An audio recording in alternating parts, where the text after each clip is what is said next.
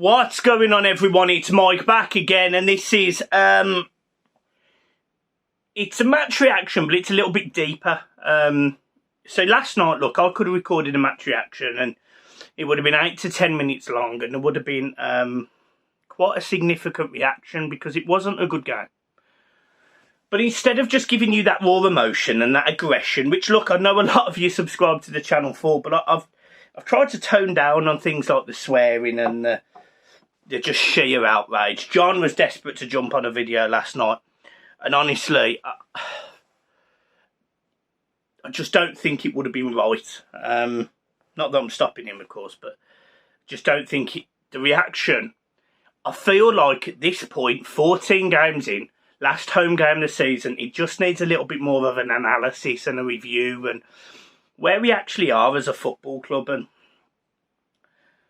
there is some positives, but there's also some significant worries and bad points about this team and this setup. But there's also some good things, and last night wasn't a good show. It wasn't a good performance. And that makes it that Everton have only won 3 games in 14. Which, when you times that by the amount of games in the Premier League, it roughly works out that Everton are going to win, what is it, 8. 8 games. Between 7 and 8 games. Which is a similar number to last season. Now, Everton have to win more. There's no getting around that. And to do that, I think there's a few areas that Everton are going to need to address in January, because although I don't think we're in a relegation battle this season, and I truly don't, there is areas that Everton need to significantly improve if they're going to actually increase on the 16th position that they finished last season, because there is some big glaring holes, and statistically you see them. You see them from an attacking sense, and you do also still see them in midfield. As much as people are going on about the engine, the engine room in this Everton side, there is still clearly holes. And for the first time in a long time, it was glaringly obvious last night against Leicester. So I wanted to break down the game and actually break down what Everton, in my opinion, need to do. So let's get into this. From a defensive standpoint, Everton have been fairly decent this season. They have conceded 13 goals, I think it is. And when you compare that to last season, it's chalk and cheese. It's literally worlds apart. And part of that is Tarkowski, part of that is Cody. I would say that Mykolenko is more defensive than Luca Dean was, who we had until January last season. And obviously we've got Nathan Patterson as a replacement for Coleman. So Coleman hasn't played as much and Nathan Patterson's coming. So defensively we look fairly solid. Last night I would argue that we were lucky not to have lost by more than 2. And as much as people can go on about the opportunity that Iwobi had in the first half and maybe Dom had in the second half and the header that Onana had, etc., and the chance at the end that Gordon had where he's on the turn, you know, and these go in and you've got 4 goals. Everton don't actually create that much. So a lot of the time the ball stays in our midfield or our defensive third, because a lot of teams are being able to keep the ball better and to keep the ball in that third, because as soon as it goes into our attacking third, we lose the ball. We lose the ball. And the point is that I'm making here, we're creating our own problems because we haven't got the front 3 that are doing a good enough job in getting us goals, creating chances, but more importantly, keeping the ball. You know, the average possession of players like Gordon, Dwight McNeil and Damari Gray, probably on a football pitch, should be the longest, because these are the guys that get the ball to feet and are meant to either beat people or keep it and get other people in, deliver the ball in. So that means taking on your man from deep and doing a jinking dribbling one and smacking a ball into the box. With Calvert-Lewin, it's keeping the ball in his chest, down on his feet and running it out, finding that pass, spreading it wide, playing it back into midfield, etc., etc., etc. But this team isn't doing that. The amount of times that players like Anthony Gordon, Dwight McNeil, Damari Gray, Calvert-Lewin lost the ball last night was countless. And that enabled players like Dewsbury Hall or Maddison or Tielemans, who are quality footballers to cause us problems. Harvey Barnes popping up on the left, Maddison popping up on the right. They caused all sorts of problems for this Everton side, and our midfield just couldn't deal with it. You know, Onana would be caught out of possession. Garner wasn't great again. You know, there was a passage in the first half on about I'm going to go with the 25th minute. It may have been earlier, it might have been later, where literally Pickford is literally passing the ball to Cody, to Tarkowski, to Cody, to Tarkowski, the three of them, and it was for about a minute. It might have even been longer. It was so poor because none of the players in front of them were moving, creating that space, getting that opportunity. And this is the fundamental issues that Everton have got. These players lack any ideology about what they're doing. Now, I'm not sitting there blaming Frank for that, because I think that this group of players, they've been through a tough time. Some of them aren't great, and we know they're not great, and we signed them knowing they weren't great. And this isn't a criticism of players like McNeil or Malpay or Damari Gray. Damari Gray was 1.7 million. He wasn't wanted by Leicester. He went to Germany, didn't do very well. So he had a point to prove, and at the start of last season, he kind of proven it. He was being more aggressive, he was being more direct, he was shooting. Now he holds the ball up and stops. Now, it's whether that is being taught into him and coached into him, or whether he's thinking of these glory moments, standing his man up, cutting on in his right foot and lashing it like he did at Arsenal. And it's fine doing that once again, but not every time you get the ball. When we went 2-0 down, all of a sudden, Damari Gray started beating his man and delivering a ball. We looked more dangerous at 2-0 down than we did the whole game. Dwight McNeil, I don't know what he did. I don't know what he did, because every time he got the ball, he's got a lovely turn. Dwight McNeil's got a lovely turn, lovely close control. But it's almost like he doesn't know what he wants to execute. And we've seen this before. We've seen this with Ross Barkley. Anthony Gordon, headless chicken. Runs down blind addies like you'd never believe. Falls on the floor half the time.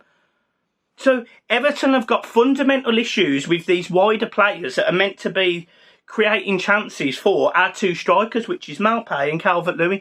Now, Malpay has got one of the biggest mixed reactions I know, because it's really weird.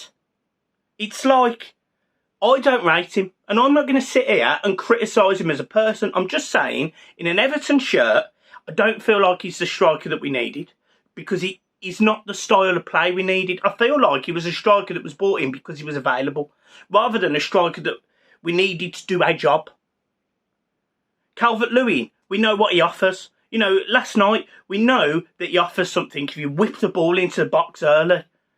But he's not making them runs. He's not being aggressive enough. And whether that is a mentality thing because he's had these injuries or he's got problems, whatever, he's not being the striker that we know he can be. He's coming back from an injury. I'm not going to sit here and roast him, but there was plenty of fans last night that was happy to roast him and was happy to say things about him. Gordon got a particularly bad atmosphere where I was sitting. He got pelters, and he'd only been on the pitch 10 minutes. Everton all over the park just don't seem to have this way of playing football, and we see we can either defend really well and be really solid, but we don't attack, or we do attack and we leave spaces. There's no in between. And actually, we've had this issue since Carlo Ancelotti, because we used to go away and attack and do really well, be solid, get results, and when we lost key players, we'd defend, sit back, and we'd lose at home. It is an issue that has been with Everton for so long now. I don't understand what the issue actually is. Iwobi, every time he got on the ball last night, he was picking it up, he was looking for something. There's no movement, there's no creativity. And the biggest issue is that Everton don't have this type of player. Like, look, I'm just giving names. This isn't who we could go and sign. But like these Grealishes that will come short off the wing and cause problems, which we saw at Villa. He won't do it at Man City because they play different. Phil Foden comes short, picks up the ball, turns. You know, we used to see it with Ross. Ross would pick up the ball, turn, and he'd go. He would go. He would create something. I'm not saying that players like Ross Barkley is the answer. There is a reason why he's in Nice and he couldn't get games at Chelsea, and at the end he wasn't really getting games at Everton. You know, there is fundamental reasons why these players don't do. But what Everton need is players who are going to get their foot on the ball and be a little bit smarter with it, because we are losing it far too much. And when we do lose it, the opposition are getting chances. This is the 6th game in a row where the opposition has had 20 opportunities against Everton to score. Now, look, we might block them. They might not be on target. Jordan Pickford might save them. It doesn't matter. There might be goals, whatever. But 20 opportunities per game. You're not going to stay in the Premier League doing that. Now, I don't think we're going down, but I think it's something that clearly needs to be addressed. Everton cannot allow teams to play through our midfield and shoot on sight. And we know we can stop them, because Palace was a prime example. Crystal Palace are a very good creative side, just like Leicester. Yet we coped with Palace, and we did it with Leicester. Now, another standout performer for Leicester is James Maddison, and there is a lot of Evertonians that cannot stand him, me included. But there is no doubt how talented he is. Yes, he's a shit house. He's a shit house. He winds people up. He can be aggressive when he needs to be. I mean, when honestly, right, he was getting tons of aggro given to him from the paddock. Tons. They score. The first thing he does is turn around and look at us. Look at us all in the paddock. He literally looks us square in the eye. I would have thought he was looking at me, and I didn't even say anything, because I try not to be particularly hostile. But he was looking straight at me, and I was like, "You fucker," because he just saw Youri Tielemans score an absolute wonder goal. Turned straight round. He's got that snide to get people really, really against him. But as a result, he picks up things. You know, he gets a free kick. Or, you know, a player will lose their head, so he'll cut him short on the right-hand side and switching on his left, because they've lost their head. They're trying to jump in on him. And Everton they're lacking that intensity in the middle of the park. Last night was a prime example where Onana was out of position loads. Iwobi was out of position loads. Garner has not been the player that he was when he left. He hasn't. He's been okay, but he's not been great. He gives the ball away a few times. And we struggle. And the goal, let's talk about the first Leicester goal. It comes into the box, and it's all over the place. And Connor Cody gets his foot on it to get rid of it. But he side volleys it out of the box, which basically goes directly to a Leicester player. He doesn't smash it rose heads. He doesn't get rid of it. He just side foot volleys it to somebody. And that caused the problem. It's like we're trying too much to play in this philosophy of keeping the ball when we can't. And we saw it defensively. Every single time Pickford got the ball, he drops it to Cody. Cody passes to Tarkowski. Tarkowski to Mikalenko. Mikalenko back to Tarkowski. Back to Pickford. Pickford to Coleman. Coleman to Cody. Cody to Pickford. It just goes across the back. It doesn't do anything. It doesn't go forward, because none of the midfielders create space. They're getting an opportunity. They get on the turn. They're not ready for it. They haven't got that one-on-one ability to beat a man, unless it's Iwobi who comes short and then gets two on him. It just doesn't work. So every single time you see the players in this position, you just know what's going to happen, and it's poor. It's rubbish football. It's poor. Now, again, I'm not sitting there criticising Frank for it, because he's got to find a style or a way of playing that simply gets Everton enough results to stay in the league this season, and not just stay in the league, but to do it not having to win our last home game of the season to stay up. That's the issue. Where are the points going to come from? Now, look, I firmly believe Everton aren't going down. Would not surprise me if we go to Bournemouth next week and we win, or we get a draw, because ordinarily, defensively, we looked fine. And when we're not playing against better attacking players, we will be sound. So your teams like Forest, which we should have beat at Goodison, but we didn't. I'm confident we'll go to Forest and win. Bournemouth, we've got to be going to Bournemouth and at least getting a point. We have to be. So there's definitely teams that Everton can beat. There's definitely ways that Everton can play. But the way that it's working at the minute, at times, isn't working. And that's why we've only won 3 out of 14. We've drew, I think it's 4, whatever it is, 5, 6, whatever it is. It's the reason why we're not getting as many points as we need to. You know, Everton are 16th for a reason. But I'm confident that we can pick it up. There's things we can change. There's things we can do. That goal, that first goal tonight was a joke. Last night was a joke. Because Cody's defending was, for the first time, it was really poor. He gives it to him. Tielemans off his thigh, in the air, over Pickford. You know, and as jokes as this is, and there'll be lots of people that will take the mick, I think if Pickford's probably taller, he probably does save it. And that is obviously isn't a criticism of Pickford. He can't dictate his height. But that's the way football is. Because last week, he did it against Ederson, and Ederson saved it. And I don't know, I'm assuming Ederson's taller, so don't hold me to that. So, you see that. Another thing Everton just don't do is they don't close their man down on wings. They don't close them down. You know, the amount of times when Mykolenko give Maddison tons of time, and I didn't think Mykolenko was particularly bad last night. I thought he was probably one of the better players. But the amount of times that Maddison had the ball here on the right-hand side by us and literally could do what he liked. Or Harvey Barnes took Coleman a new one. They're not getting close enough. And the wingers, the Damari Gray and the McNeil or the Gordon, they're not tracking back anywhere near enough as they should be to help out. So we're being overly exposed. And if it wasn't for the 2 in the middle, I'd argue that we would concede more goals than we do. So as soon as them 2 get injured, or if they pick up an injury, we could be banging trouble. And that's that.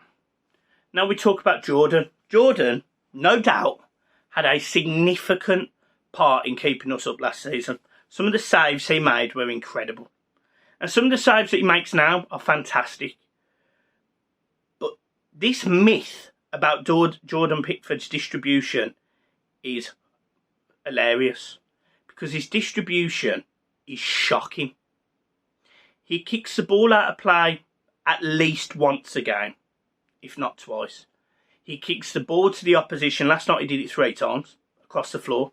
Straight to Tielemans, or I think there was one to Maddison, one to Harvey Barnes, just straight across the floor. He puts himself under pressure because he takes so long kicking with either foot.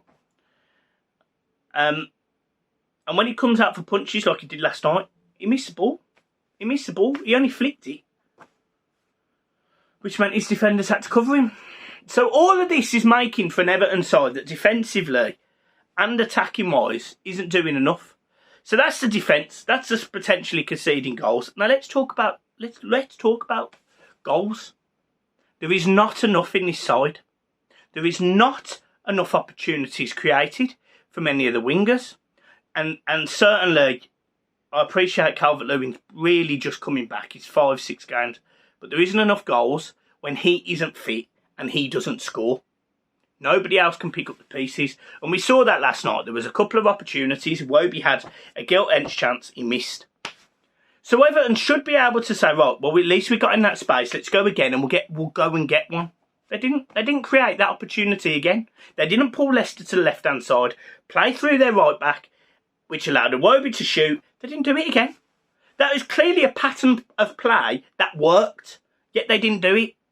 So Everton creatively, in my opinion, absolutely need a winger. And I don't just mean a winger that's got like a bit of create. I mean a top winger that will get you 10 goals a season.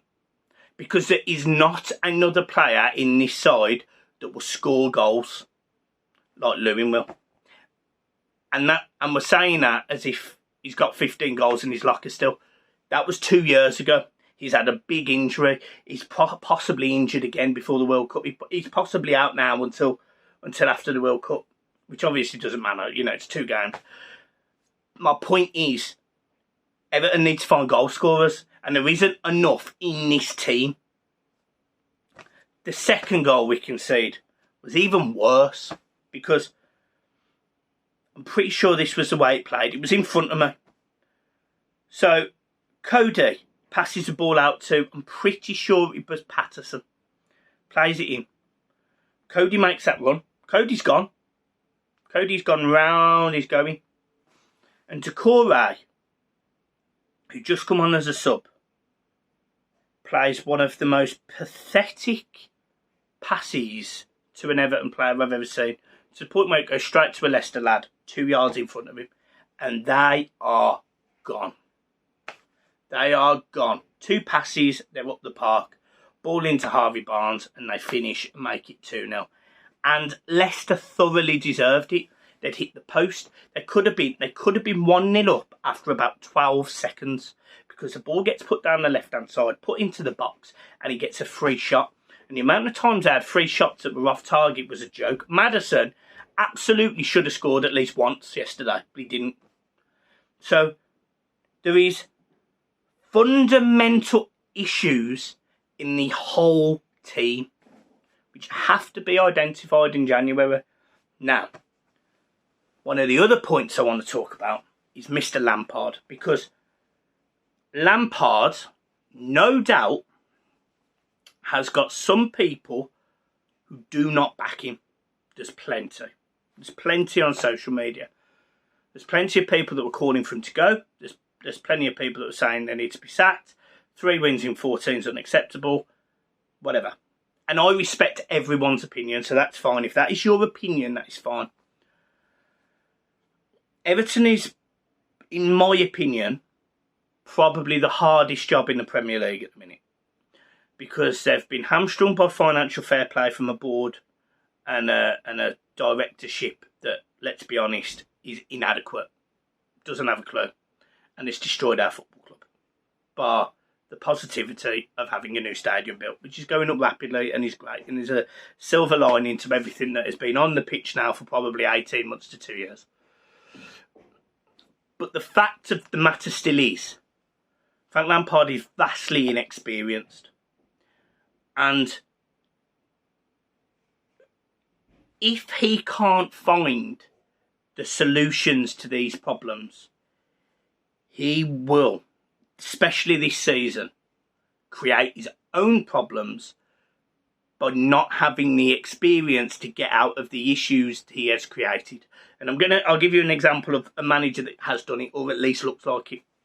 Brendan Rodgers at Leicester, I'm pretty sure after 7 games they had 1 point. It was poor anyway, whatever it was, they looked rubbish.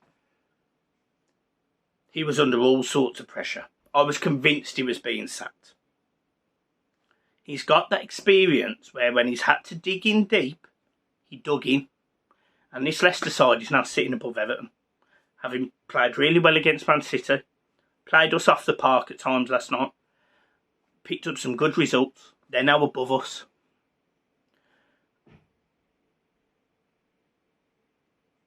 I really think, really truly think, that Lampard would not play the way he plays if he had more experience, more technical know-how.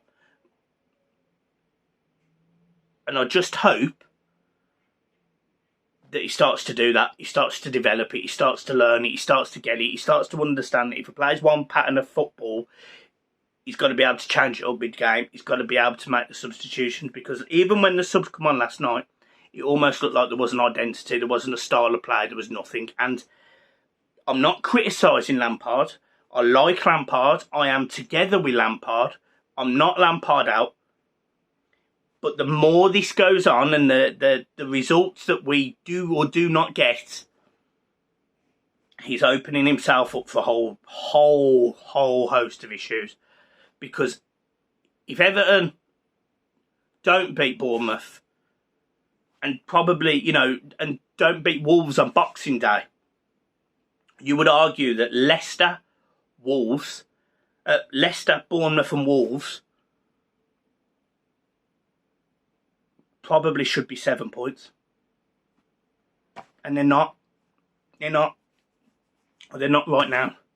So, what I'm saying is, in a long drawn out way, this whole Everton side have to take a look at themselves. And they have to work out how they're going to get results. And I know they will, because I'm confident, I'm trusting that they will. But this Everton team have got a lot of work to do in the next 24 games of the season. So, yeah. Guys, I'm leaving it there. I hope you've enjoyed the video. A bit more of a breakdown. And, yeah, I'll see you soon. Peace.